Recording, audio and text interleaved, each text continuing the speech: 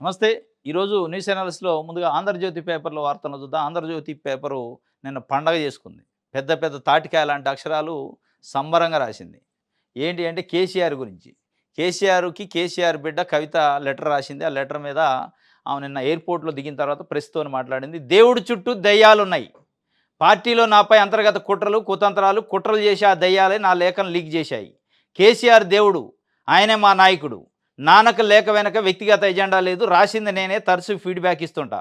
పార్టీలో అన్ని స్థాయిల వారు అనుకుంటున్న విషయాల్ని నేను ఆ లేఖలో ప్రస్తావించాను. నా లేఖే బయటపడితే ఇతరుల పరిస్థితి ఏంటి? లోపాలపై చర్చించాలి. కోవట్లను తప్పించాలి. అప్పుడే పార్టీ 10 కాలాల పాటు చల్లగా ఉంటుంది. అమెరికా నుంచి తిరిగొచ్చిన కవిత వ్యాఖ్యలు. ఆమె చెప్పిన దెయ్యాలెవరు అంటూ విస్తృత చర్చ. దేవుడట కేసీఆర్. ఆ దేవుడి చుట్టూ దెయ్యాలు చేరినాయట. మరి మీరు ఆ దెయ్యాల సంగతేందో చెప్పలే.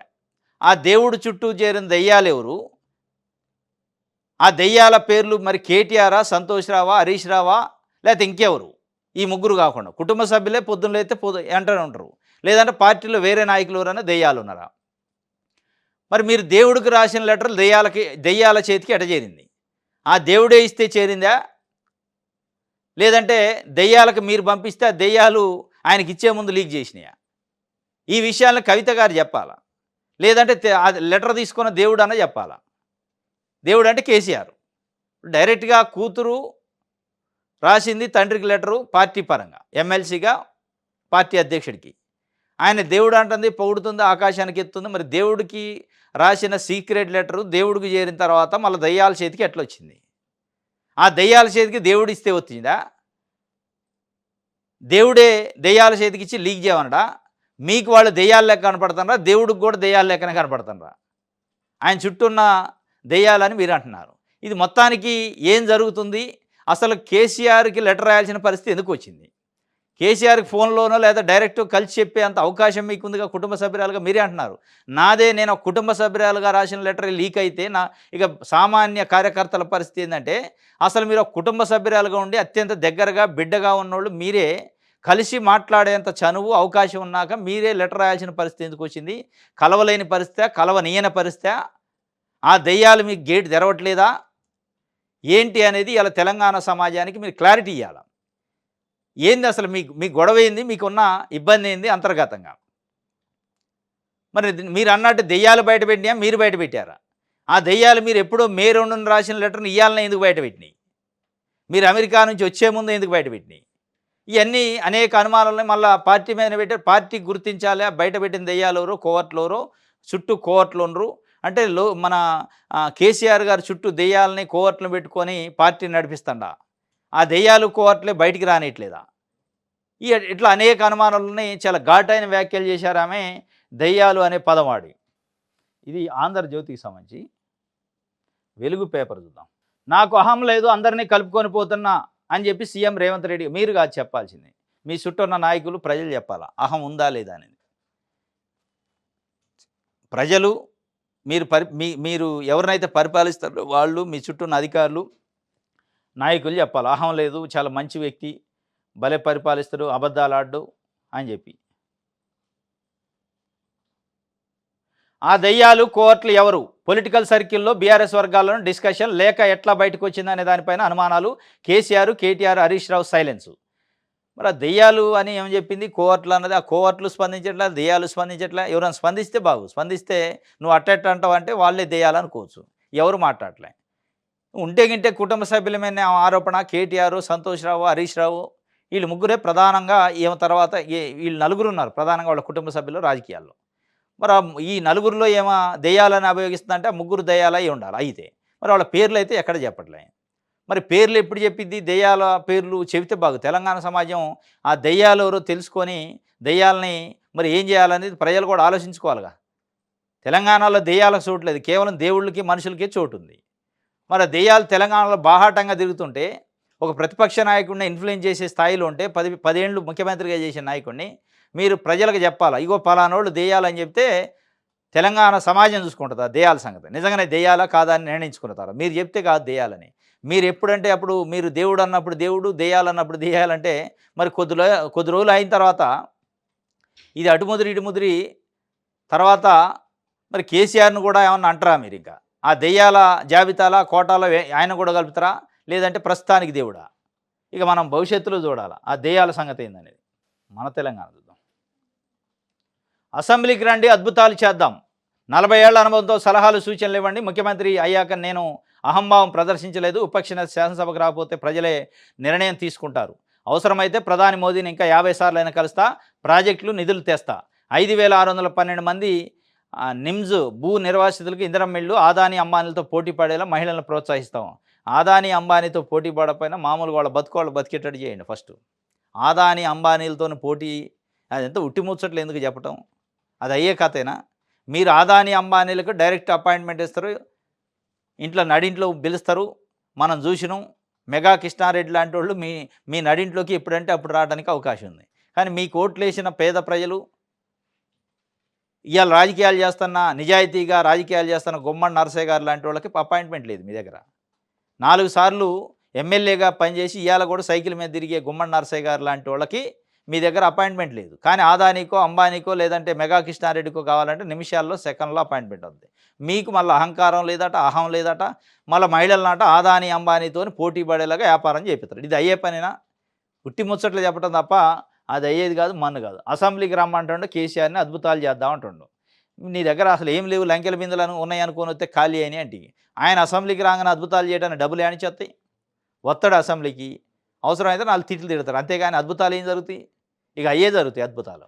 ఇది వార్త. సాక్షి చూద్దాం. 50 సార్లైనా మోదీని కలుస్తానంటుండు. ఈ ఈ ఒక పదమే రాసిన అన్ని పత్రికలు 50 సార్లైనా కలుతా, 50 సార్లైనా కలుతా. ఎన్నిసార్లు కలిసిన సుఖం లేదు, 50 పైసలు రాలే. ఇప్పటికే 41 సార్లు ఢిల్లీ పోయిండట. రోజు వీళ్ళు బీఆర్ఎస్ వాళ్ళు లెక్క రాసి పెడతాండ్రు నమస్తే తెలంగాణలో. 41 సార్లు అయింది, 41 పైసలు రాలేదు. మళ్ళీ నేను 41 కాదు 50 సార్లు కలుతా అంటున్నాను. రేవంత్ రెడ్డి తెలంగాణ బ్యాగ్ మ్యాన్ అట. CM Revanth Reddy Telangana bag man. ED ఛార్జ్షీటుతో ఆయన బండారం బయటపడింది. ప్రజల దృష్టి మళ్లించేందుకే రోజుకు ఒక కొత్త నాటకం. ఏడాదిన్నరలో వేల కోట్లకు చేరిన సీఎం అవినీతి. BRS working president KTR. National Herald కేసులో ముఖ్యమంత్రి రేవంత్ రెడ్డి పేరుని ఎన్ఫోర్స్మెంట్ డైరెక్టరేట్ ఛార్జ్షీట్లో చేర్చడంతో ఆయన అవినీతి బండారం బయటపడింది. బయటపడిందని బీఆర్ఎస్ వర్కింగ్ ప్రెసిడెంట్ కేటీఆర్ విమర్శించారు. తెలంగాణ రాష్ట్రం కాంగ్రెస్ పార్టీకి ఏటీఎంలా మారింది. కాబట్టి తెలంగాణ ముఖ్యమంత్రి సీఎం రేవంత్ రెడ్డి ముఖ్యమంత్రితో పాటు తెలంగాణ బ్యాగ్ మ్యాన్, బ్యాగులు తీసిపోయి ఢిల్లీలో ఇచ్చే కార్యక్రమం చేస్తాడని చెప్పి ఆయన ఒక కామెంట్ చేసిండు. మరి ఆ బ్యాగులు ఎంతెంత పోతున్నాయి ఏందనేది చెప్పాలి ఆయనే. దిశ పేపర్ చూద్దాం. హైదరాబాద్లో డాక్టర్కు వచ్చిందట కరోనా. పర్మలాలజిస్టుకు పాజిటివ్గా నిర్ధారణ. 5 రోజులుగా ఐసోలేషన్లో వైద్యుడు. ప్రమాదం లేదు, కోలుకున్నారని మేడ్చల్ డిఎంహెచ్ఓ చెబుతుండు. హైదరాబాద్లోని కూకట్పల్లి వివేకానంద నగర్ ప్రాంతానికి చెందిన ఓ పర్మలాలజిస్టు కరోనా పాజిటివ్గా నిర్ధారణ అయింది. ఆ విషయాన్ని వైద్య శాఖ అధికారులు సైతం కన్ఫామ్ చేశారు. సదరు డాక్టర్ 5 రోజులుగా ఐసోలేషన్లో నిబంధనలు పాటించి కోలుకున్నారని డిఎంహెచ్ఓ ఉమా గౌరీ తెలిపారు. ప్రజలు అప్రమత్తంగా ఉండాలని, జ్వరము, జలుబు, దగ్గు ఉన్నట్టు కనిపిస్తే వెంటనే సమీపంలోని హాస్పిటల్కి వెళ్ళాలని చెప్పారు. కొంచెం మళ్ళీ కరోనా స్టార్ట్ అయిందట. ఏపీలో ఆల్రెడీ కేసులు కొన్ని వచ్చినాయి. హైదరాబాద్లో కూడా ఒక డాక్టర్కి వచ్చిందట. ఆయన ఐసోలేషన్లో పెట్టారు. సేఫ్ ఉంది ఇప్పుడైతే.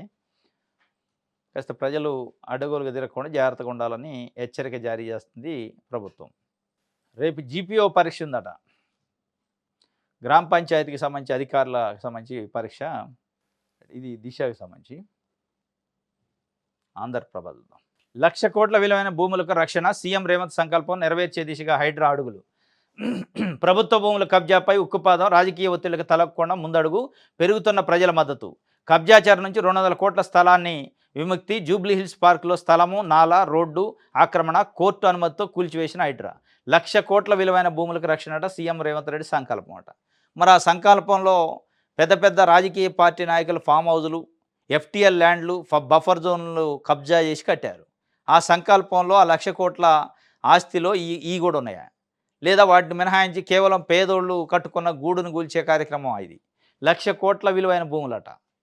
అందులో మరి నిన్ననే జూబ్లీస్ దగ్గర 200 కోట్ల రూపాయల స్థలాన్ని విముక్తి చేసిందట హైడ్రా. ఆ పక్కనే దుర్గం చెరువు దగ్గర రేవంత్ రెడ్డి గారి సోదరుడి ఇల్లుందని గతంలో పెద్ద ఎత్తున చర్చ, వార్తలు వచ్చినాయి. మరి అక్కడ దాకా పోలేకపోయిండ్రు. జూబ్లీస్ దాకా పోయిండు కానీ కొద్దిగా ముందుకు పోతే దుర్గం చెరువే. అట్లా ఇప్పుడు చాలా ఔటర్ రింగ్ రోడ్ చుట్టూ చాలా చెరువులు చుట్టూ ఎఫ్టీఎల్లు, బఫర్ జోన్లు కబ్జా చేసి చాలా బడా నాయకులు అన్ని పార్టీలలో ఉన్నారు. అందులో కాంగ్రెస్ వాళ్ళు ఉన్నారు, బీఆర్ఎస్ వాళ్ళు ఉన్నారు, బీజేపీ వాళ్ళు ఉన్నారు. దాదాపు అధికార పార్టీలో అధికారాన్ని అనుభవిస్తున్న పార్టీలకు సంబంధించిన చాలామంది నాయకులు ఫామ్ హౌజులు కట్టుకొని కరెక్ట్‌గా చెరువులను కబ్జా చేసి కట్టినోళ్ళు కూడా ఉన్నారు. మరి వాళ్ళ యొక్క ఇటుక పెట్ట కూడా కదిలీలే. కానీ మేము 1,00,00,000 భూముల్ని రక్షణ చేస్తాం, ముఖ్యమంత్రి సంకల్పం అంటుండు. ఆ సంకల్పంలో బడాబాబులు ఎందుకు లేరు? కేవలం పేదోళ్ళే ఎందుకున్నారు అనేది ఇక్కడ పాయింట్. పేదలకు సంబంధించి వాళ్ళ గూడును కూల్చేస్తున్నారు, వాళ్ళు తినే అన్నంలో మన్నుబోతున్నారు. కానీ పెద్దోళ్ళ జోలికి పోవట్లే. హైడ్రా కేవలం పేదోళ్ళ కోసం పెట్టినట్టుంది అనేది ఒక చర్చ కూడా జరుగుతుంది.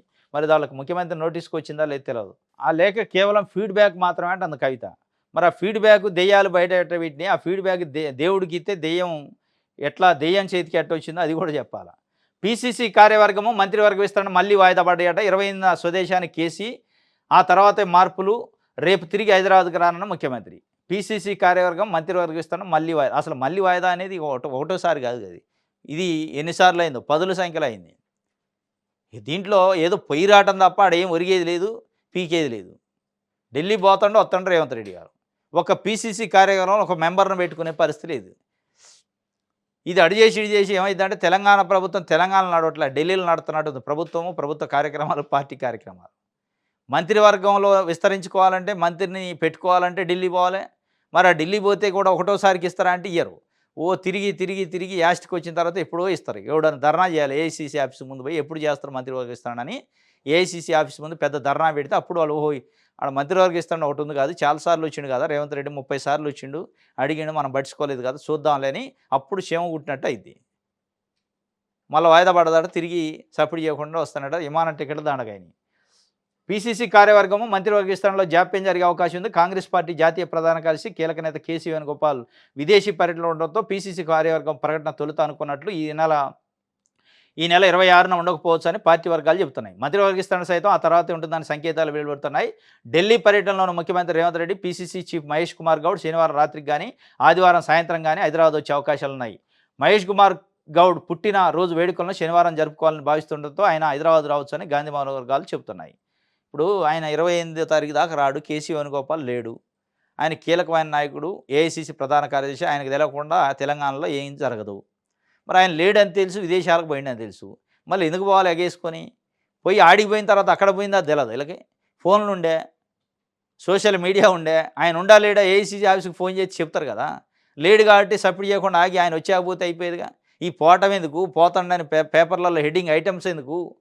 రేవంత్ రెడ్డి ఢిల్లీకి పోతుండు, అయిపోయింది, పీసీసీ కార్యవర్గం కన్ఫామ్ కాబోతుంది, మంత్రివర్గ విస్తరణ కన్ఫామ్ కాబోతుంది, పోయిండు కాబట్టి, పిలిచారు కాబట్టి అని ఈ నానుడు ఎందుకు ప్రజలలో? ఈ నా అంటాం వాయిదా పడటం. దీంతో కాంగ్రెస్ పార్టీ లూజ్ అయిపోతుంది రోజు రోజుకి. ఇదంతా అయ్యే కాదు కదా, వీళ్ళు ఏం చేయలేరు అని చెప్పి. జూన్ 2న పథకాల పంటట రాష్ట్ర ఆవిర్భావ దినోత్సవం కానుకగా ప్రారంభం. అదే రోజు ఉద్యోగాల భర్తీకి నోటిఫికేషన్లో 1000 ఇందిరమ్మ ఇళ్లలో లబ్ధిదారుల గృహప్రవేశాలు, 5 లక్షల మందికి రాజీవ్ వివకాశం, యువతకు 5 లక్షల లోపు రుణం, 5 లక్షల మందికి మంజూరు పత్రాలు, 1100 కోట్లు కేటాయింపు, డ్వాక్రా అంగన్వాడీ మహిళలకు శుభవార్త, విస్తృత ఏర్పాట్లు అధికార యంత్రాంగం. జూన్ 2న పథకాల పంటట అంటే తెలంగాణ రాష్ట్ర ఆవిర్భావ దినోత్సవం. మరి ఆ పథకాల పంటలో మహిళలకు ఇచ్చే 2500 రూపాయలు ఉందా అనేది ఇప్పుడు ప్రధానంగా. దాంతోపాటు పెన్షనర్లకు 2000 కాదు 4000 చేస్తా నేను అధికారంలోకి వస్తానని రేవంత్ రెడ్డి గారు కాంగ్రెస్ పార్టీ చెప్పింది. ఆ రెండింటి మీద ప్రధానంగా చూస్తాం. దాంతోపాటు రైతు భరోసా పథకాల పంటలో ఉందా? అది కాకుండా వీళ్ళు ఏం చెప్తున్నారంటే అదే ఉద్యోగాల భర్తీకి నోటిఫికేషన్లట, అది ఒక పంట. 1000 ఇందిరమ్మ ఇళ్లకు లబ్ధిదారులు గృహప్రవేశాలు, 5 లక్షల మందికి రాజీవ్ వివకాశం ఇయ్యట. అవి పథకాల పంటలు. అసలు మీరు 6 గ్యారెంటీల్లో ఇచ్చిన హామీలు ఏంది, 100 రోజుల్లో భర్తీ చేస్తున్నది ఏంది, ఆ 100 రోజులు కథ ఎడిపోయింది అనేది చెప్పట్లే. ఈ పంటలో ఆ 100 రోజులు లేవు, 6 గ్యారెంటీలు లేవు. ఇది ఈరోజు న్యూస్ అనాలిసిస్. రేపు తాజా వార్తలతో తిరిగి కలుసుకుందాం. Thank you.